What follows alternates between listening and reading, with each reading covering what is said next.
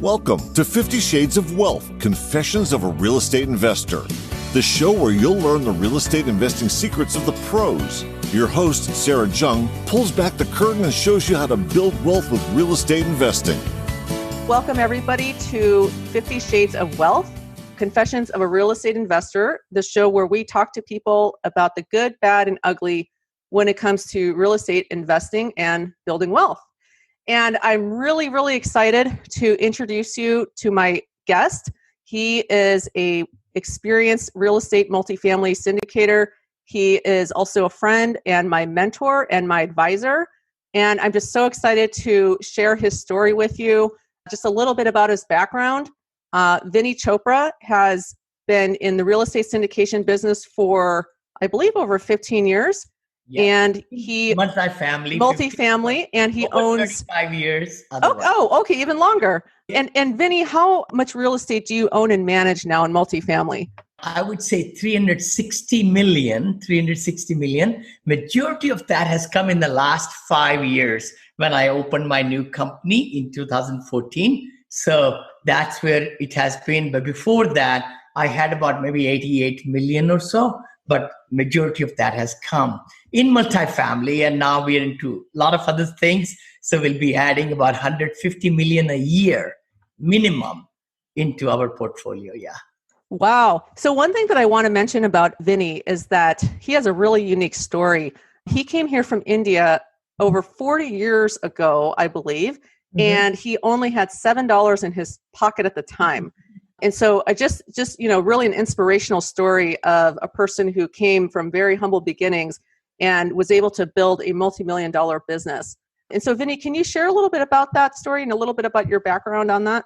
Yeah, I lived in New Delhi. New Delhi is the place, which is the capital of India, where I really spent all my young age, I would say, and I became an engineer. I'm a mechanical engineer. I wanted to come out to USA. And I really wanted to do well in life, like everybody does, and had some goals and dreams. I wanted to do MBA, Masters in Business Administration. That's when I came to Washington, D.C., George Washington University. And at that time, you could only bring $7. Maybe I could have brought 17, maybe. I didn't have too much money. My parents didn't want me to come here.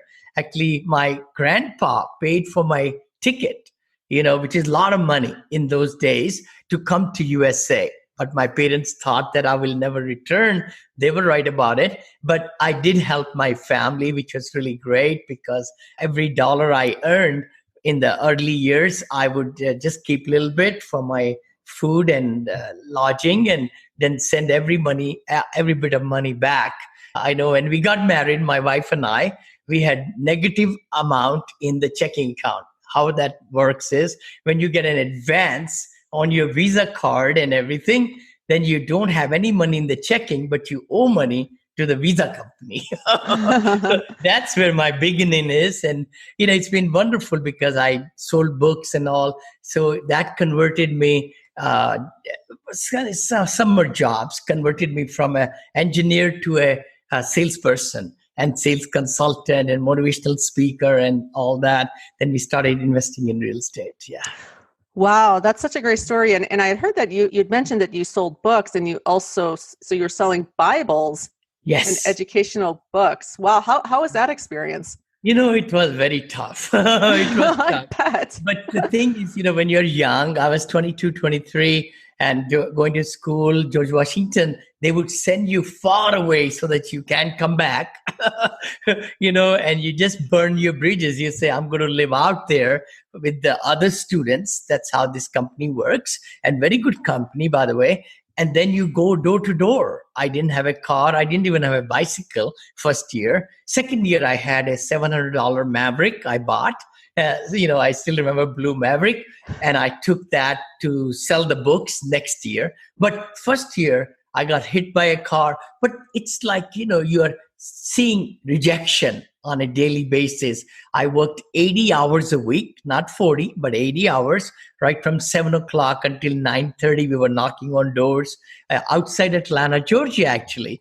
And the exciting part is, which is really a feather, little bit, in my thing, where I was knocking doors, I bought $23 million worth of multifamily about 3 years back.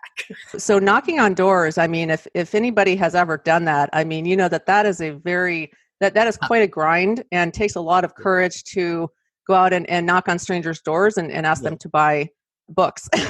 So kudos to you. You're right. Bible, children books, cookbooks, even I remember, and this company had really good reputation. They still do.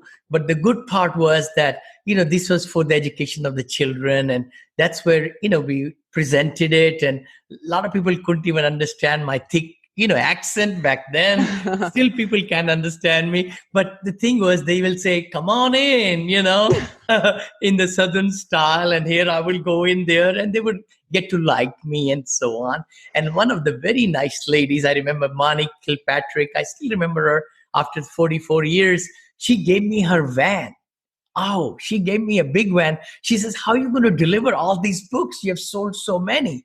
I said, I don't know. She says, well, this van, you're going to take it for 2 weeks and deliver your books. She didn't charge me a penny. She celebrated my birthday. She made a cake in the book form. Can you believe it? Wow. And gave me cufflinks. I still have those cufflinks with me. Very treasured, and still you meet some great people, Thanks for sharing that. So for everybody that may not be familiar with Vinney Chopra, we know him as Mr. Smiles.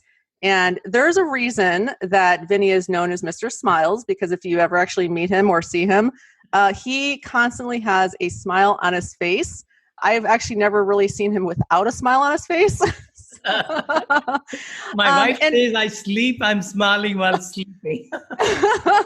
and it's just so encouraging. You just can't help smile when you see Vinney. And so Vinney, talk to me a little bit about that. Kind of what was your journey in multifamily and kind of just personally, you're so positive and you're so optimistic. Has it always been that way for you? And kind of how did you get to where you are now? I think I'm the product of the books I have read. I can definitely say that I'm the product of the CDs and the DVDs and, way back, right? I bought a lot of people have bought 2,000 books. And I always felt like, if I can take care of my mind, then it will take care of me, and that has been the real truth.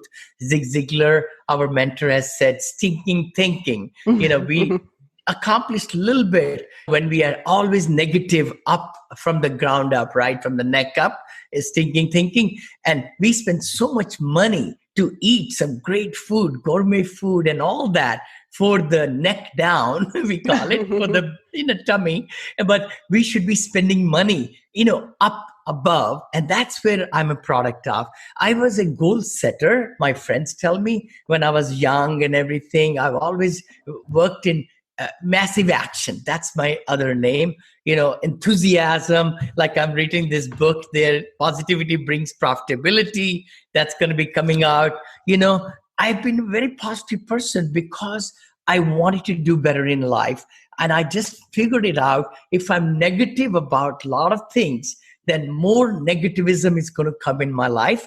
I came across the law of abundance, and I came across the universal law of attraction, and that really shaped my thinking way early. Of course, Tony Robbins and Jim Rohn and Napoleon Hill and Dale Carnegie and, of course, Robert Kiyosaki and a lot of great people, Tom Hopkins. So I think we all can change. And that's what this book talks about, is that you could really train your brain. I say subconscious. It's conscious which makes decisions. The subconscious doesn't make decisions. Subconscious is there to just keep on filming what you're doing. And then if you can really reach your subconscious to live a passionate life, then it becomes your habit, and you just become a new person. And, that's where I think positivity comes when you work on it. I think I worked so much now that I just never, ever, anything can really put me down. Even like I'm sued for $3 million. I was sued and I settled the case for $26,000. If I had really, really gotten myself in trouble 2.5 years back and said, everything is falling apart, I wouldn't be here. But I just said, I have the attorneys. I'm just in this case and everything. We're going to come out as a winner. And we did, and things like that happen in life, right? We were having another situation in our family where somebody was really, really at the health situation, my daughter actually. And then, we were the most positive. I think God made us positive for a reason. And then, we lived through it and she's fully recovered and everything like that. That's great to hear, Vinney. Thank you so much for sharing that. I didn't realize that about your daughter. So that's I thank you for sharing that. That's, such an inspiration. I don't talk too much about it, but 5 years back, literally when I started this company, I started Moneil Investment Group on the carpet. Actually, we didn't have a desk. We didn't have a chair. We were in the 2-bedroom apartment in Bethesda, Maryland, where she was undergoing the procedure at NIH, National Institute of Health, for bone marrow transplant. Actually, that's what it is. And that's where, we left our home in Danville for a year and a half. In 3 days. Wow. Right. Wow. Right. So and your daughter. That's a confession. Your story is about confession. So that is your confession. And so the theme of our show here is Confessions of a Real Estate Investor. And I really appreciate that, Vinney, from you, because that was something that never, I didn't realize that about you. And we've known each other for a while now. And I've met your daughter, and she's absolutely beautiful and a wonderful, hardworking young woman. And you just must be so proud of her. Thank you for sharing that. So we're talking about multifamily. So why multifamily, and what kind of made you go into that type of investing? Sure, Sarah. My wife and I, once we moved here, we just celebrated our 40th wedding anniversary. Congratulations. This year. Thank you. And, we came to the Bay Area. We live in Danville, Black Hawk area. And we found that our friends own real estate. And that's 40 years back. So we said, oh my gosh, we better also get into real estate. So we bought our first home for $99,000 on a Valentine's Day. I know. It's like 1.6 million now. Sure. I think we sold it. But then, we kept on buying rental homes. And we had so many spread all across the USA, different states. But at the end of the day, Sarah, we found that the cash flow was not there. It was just not there. If the stove needed to be changed or grass door opener or something happened with the, toilets or whatever, right? And that's where my wife and I said, she says, Vinney, you know so much about real estate, become a broker. So I just studied brokerage exam things and all that. I passed it on first try, 2005. That's 15 years back. So then I said, should we then start a retail business, residential, homes? Where my wife was working for California Prudential for a year and a half. And we even started our own business. We had the stationery, we had logo, we had business license. Then one night we said, no, that's not for us. We totally chucked away $10,000, whatever we spent. We said, we want to be in commercial. Then I started really looking into commercial office space and all these, hospitality and industrial and all that strip shopping centers. Multifamily caught my attention. I said, wow, having 30 homes all over the USA or getting 30 residents in one place, it'll be much easier to collect the rents. It'll be much easier to repairs and everything. That just totally, as an engineer, I always make a decision very fast like this. I said, this is it. I told my wife, this is where we are going. So I bought a course on eBay. I think I bought for $400 and then I paid $30,000 to my mentor. Later on, after 2 years, I met him. Anyway, so that's what started us, 2005 and 6 and 7. Then I started with a partner, a company. We did a lot of syndications, 14 syndications. And now I've done 15 into my new company in just 4 or 5 years. So because with the multifamily, so there's so much scalability that you can do. And as you were saying, you can buy, a number of single family homes, but if you can have all of that condensed under one roof, essentially. Yes. So you have, instead of having, 30, 40, 50 tenants separately in different locations, you can get all of those tenants under one roof. Yep. And then have one management company, right? So from a cost perspective, it just seems like it's a lot more efficient. Can you, Yes. can you talk a little bit about that? A kind of like comparison, like, it's just from a cost kind of management standpoint, and kind of, is it easier with, the multifamily versus just a portfolio of single family homes? Oh, surely. The economies of scale, we talk about that, right? When we have, lead maintenance, we can call it, who could be part-time, but he can take care of all the work orders, from the residents, and maybe a smaller number, like if it's 15 units, I'm thinking, or 20. Of course, at about 60 or 65 or 70, you can have a full-time manager come leasing agent, one person, and also lead maintenance, we call it, HVAC certified. So that way, two people can take care of it. I never have gotten a single call at nighttime because we have right people in place, right? Now, at the peak, we had 135 people in our company where we were having community managers and all. But it's one transaction. I want to talk about that too. You could buy 100 units like we just bought last week, Monday, $35 million deal. We are buying it. Wow. Congratulations, by the way. Thank you. 308 units. That's going to be exciting. And it's one transaction, one loan. In single family, you have to qualify for each and every, property, of course. And then there are limits of 10 or 12. But in multifamily, there is abundance. You can own as many doors. We own about 4,400 doors now. Wow. Not bad at all. That's not bad at all, Vinney. Starting from $7. Yeah, exactly. Coming from $7 for sure. You're listening to 50 Shades of Wealth, Confessions of a Real Estate Investor. Want a free guide to behind-the-scenes secrets of real estate investing? Head on over to legacybloom.com and claim your free book today. So talk a little bit about funding these deals. I'm pretty familiar with the lending environment. I've been in lending for almost 19 years now. And, I've done a lot of financing over the years and multifamily and as well as single family acquisition. Typically, how do you fund these type of deals as far as down payment and getting a loan, and talk a little bit about that?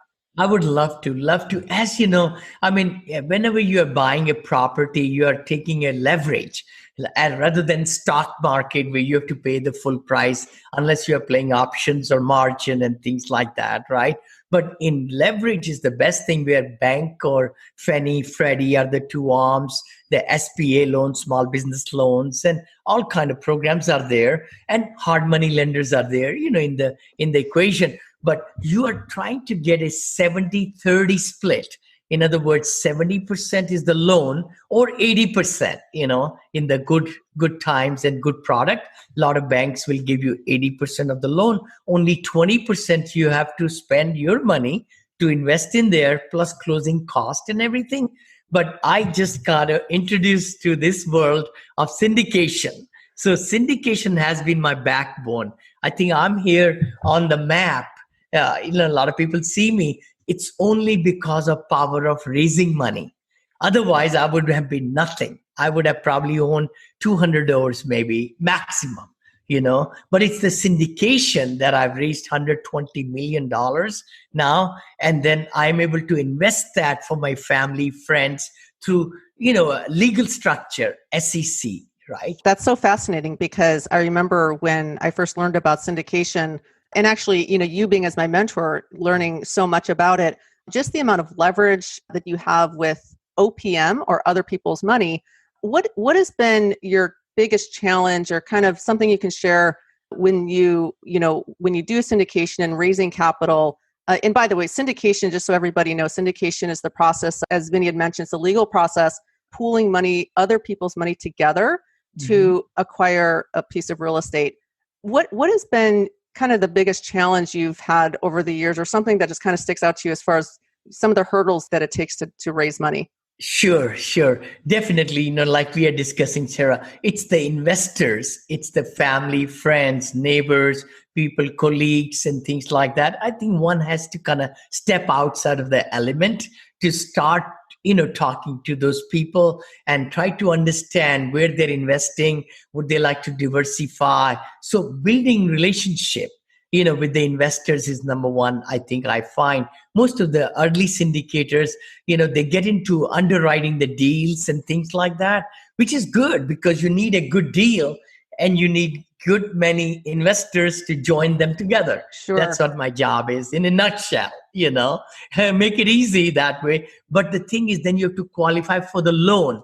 So that's another aspect of the syndication process. If you're buying 14 units or 200 units, your net worth has to be higher than the loan balance and with some liquidity also. So those are the three things I think, finding the investors, the brokers, building relationships with them. That has been trying in the early years of my life, where you start building what area you want to buy. That's another one too. Emerging market where the jobs are coming. So I've been kind of chasing jobs for the last 14 years, going to Texas, then Georgia, then Florida, back to Texas, and we'll be, doing all that. But the thing is, there are a lot of great research material right on the internet that's available, which can really make us very calm and quiet and make some good decisions, that way. But the biggest thing I would like to suggest to your audience is there is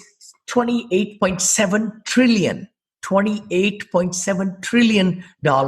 in retirement funds in USA alone. That's an amazing statistic. I mean, just think about all of the money, the capital that's out there that really even just hasn't been tapped into. Totally. Or actually, and people may not even realize that that's something that they could tap into. And so I think, you being out there educating people, doing what you're doing and working with investors, I just think that that's such a great opportunity that you're bringing to the table.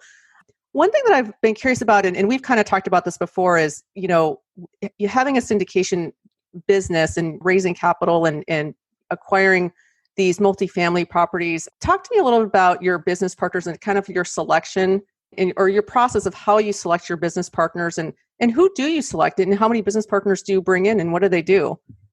Very good point. Very, very good. I think, I've been teaching also and really suggesting that don't get too many cooks in the kitchen. Good one. I like that.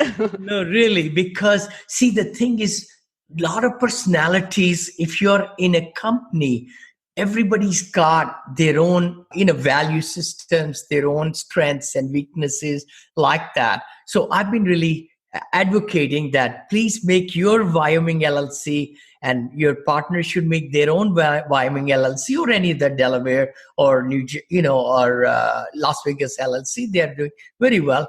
I like Wyoming, but then come into a deal as separate people first deal.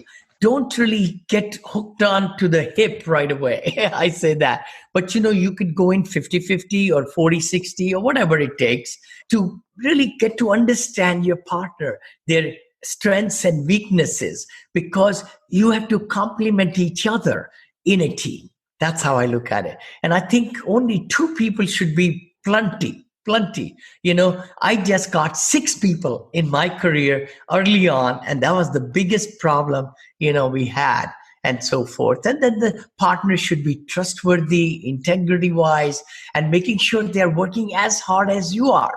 Otherwise, you're going to have lopsidedness, and a lot of people are starting into, business with their W-2 job. So you really want to check out how they're going to complement each other, right? So partnership, I think I take it very seriously now. I've not really partnered with anybody except, with Sapan's company and all that last year after 14 years. And, we work together 50-50, everything, managing our decisions, our goals are same, all those things. That's such a good point. Just, having the right people working with you because, as they say, it's kind of like being in a marriage or any relationship. You need to, there's different things that you'll bring to the table and, having that other person or your business partner, first of all, being able to get along with them, working together, communicating.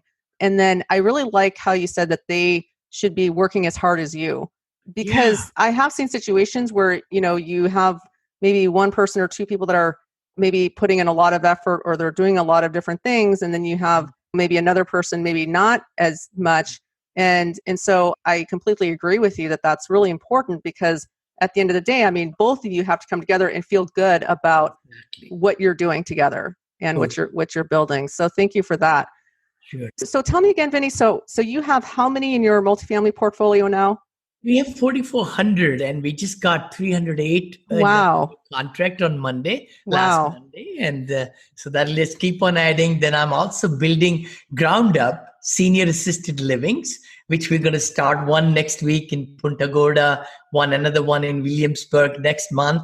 So next week, next month after, we are in Florida again. So 4 projects, that'll be almost 400, close to 400 units that we are building ground up, also. Wow, that's amazing.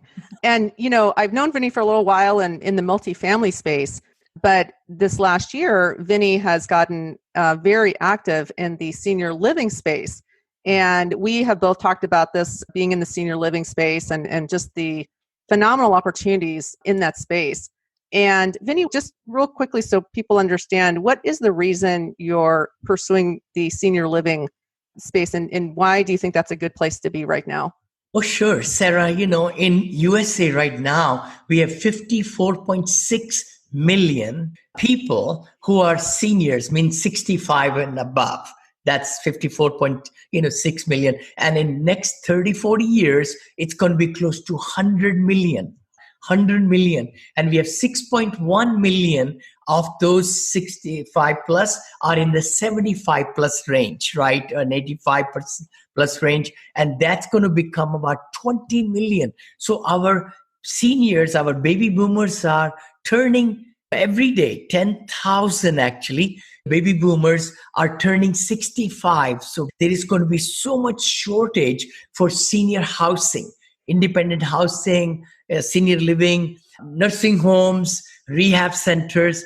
So what my company and my partner Imran, who has built 24 of these ground up luxury senior livings already in Michigan, Hampton Manor is our brand, which is exciting.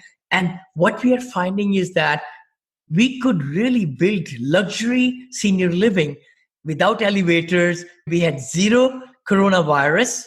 We had 0 deaths in the 14 assisted living. So we are only in the assisted living, not the nursing homes, not the rehab centers where the deaths are coming. Sure. Right? So that has been our main focus. And we are very passionate to really give the experience of lifetime to our seniors in the 80, 90 and 100 years of age. They have worked so hard to live their life to the fullest. And we want to give them, with the movie theater and spas and, salons and libraries and the billiard rooms and pianos and the transportation, bus, local, everything. And restaurant style dining. Wow. 3 meals a day and snacks and ADLs all taken care of in $4,000. 4,000, 4,200. So we are very passionate. And that's actually, that's actually a very affordable price. Believe it or not, it may sound a lot initially, but when we actually look into it, 4,000, 4,500 is actually very reasonable for assisted living, memory care, as far as the cost for a private pay. Well, thank you so much for sharing that. And, the senior living space, again, it's just been such a phenomenal opportunity for so many. And I really admire you and your team's efforts that all the projects that you've been working on and just your ability with your team to provide just such wonderful, amazing luxury facilities to live in and really making it just comfortable and, having them feel like they're at home and having still all the amenities because it's something that, you're giving back to them. You're giving back to a generation that has just given so much to us and has just taken care of us. And so just for you to be able to give back to them and provide highest quality housing and care is really pretty admirable. It's just, I get up every morning and we are looking at so many feasibility studies and different locations in, so many states right now, and then looking for land where we could get 5 to 7 acres. Usually we like 7 acres of land where we can put 90 units only 90 units and give the courtyards and the swimming pools and spas and the, of course, putting green and the butterfly houses, waterfalls. All beautiful. Wow, butterfly houses. I haven't heard of that, but that sounds pretty cool. Yes. So Vinney, when I'm really old, I'd like to come live in your senior living facility because that sounds like, And I want to actually, live there. I think I want to go live there now because I really like the idea of the butterfly room.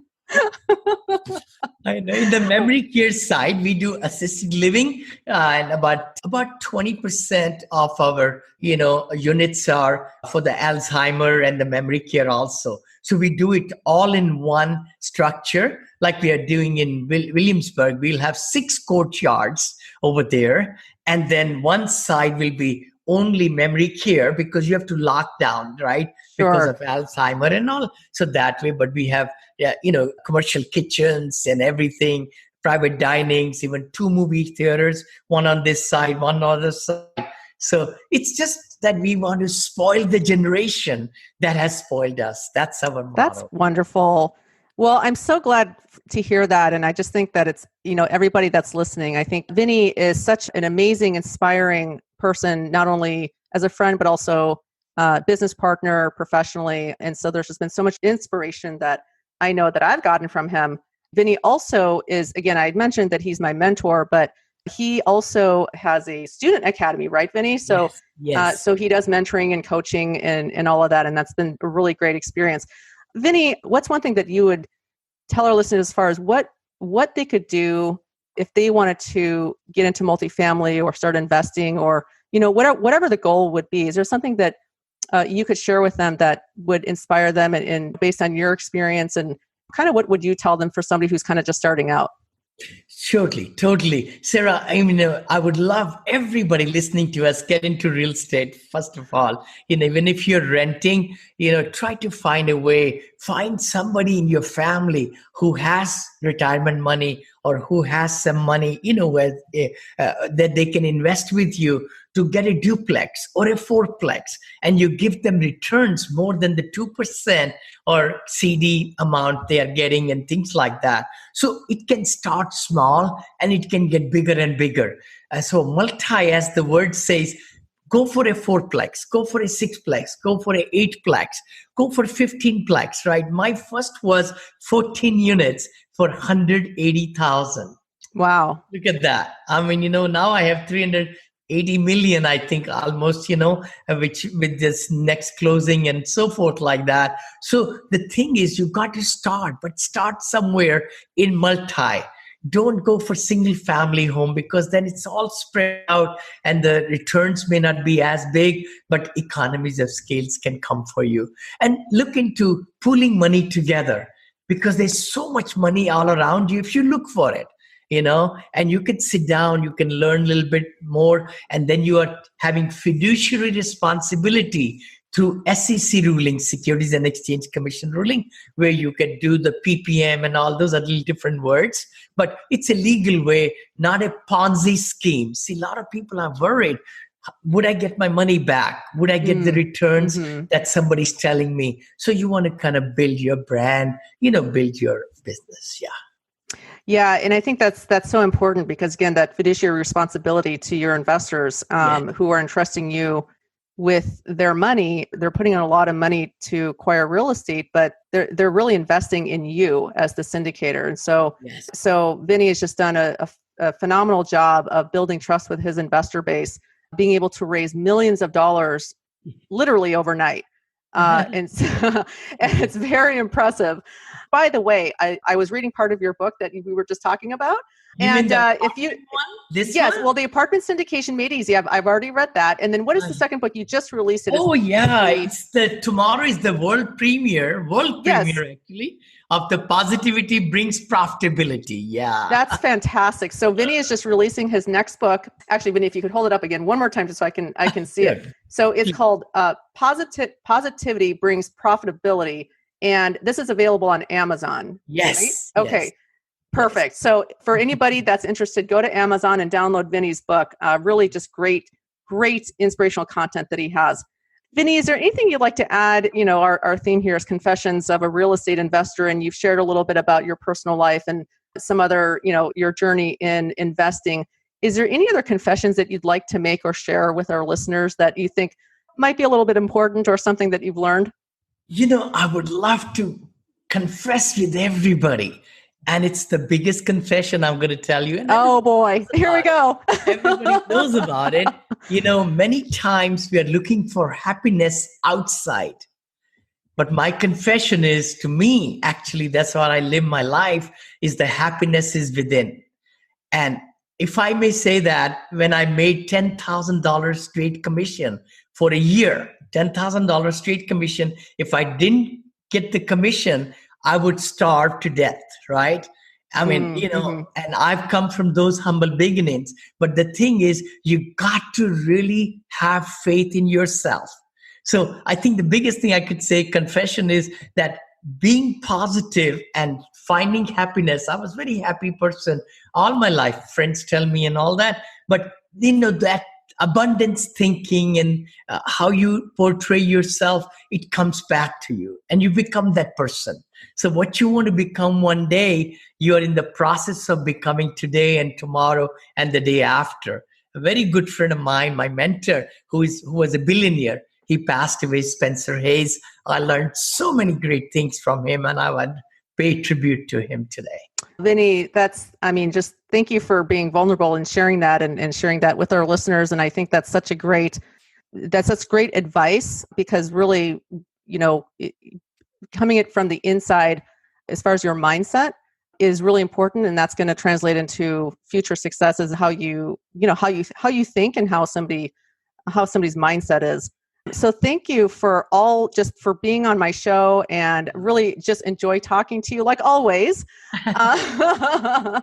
You're always fun to talk to, and I've just learned so much from you. So hopefully our listeners have too. They've learned something today. You are a star, and I exactly want to really applaud you for your success, since you were already success before you joined my academy, personal coaching, and I value your opinion so much and how much depth of knowledge. Thank you, Vinny. I really appreciate that. Before I let you go, how can we find you? Where can we reach you at? Totally, I'm all over the internet. I don't do much at all, to be truthful. It's my team from Pune, India, that put me all over this, clippings and this and graphics and videos. But VinneyChopra.com, VINNEY, Chopra, CHOPRA, like Deepak Chopra. I will never be like him, but great author and motivator. Vinney with a VINNEY.com, Vinney Chopra, or Google me or go to YouTube. Just Google me there. You can always reach for investing with us passively.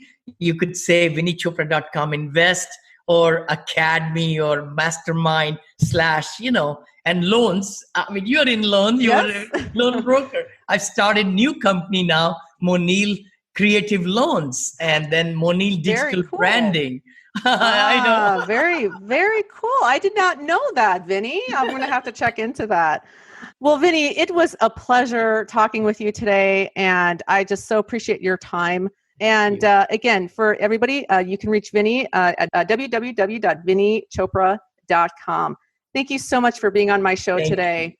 And we'll all be checking you out here very soon, I'm sure. And best of luck. And I know you're going to have abundance of successes in every field, and you're going to raise millions of dollars. And, I'm right there with you. Yeah. Thank you. Thank you so much, Vinny. Until next time, thank you, everybody, for listening. Thanks for listening to 50 Shades of Wealth, Confessions of a Real Estate Investor with Sarah Jung. Make sure to visit us at legacybloom.com, where you can join our investor club and grab a free copy of Sarah's latest book. And if you like the show, don't forget to leave us a quick review. Be sure to tune in next time as Sarah pulls back the curtain once again and shares more Confessions of a Real Estate Investor.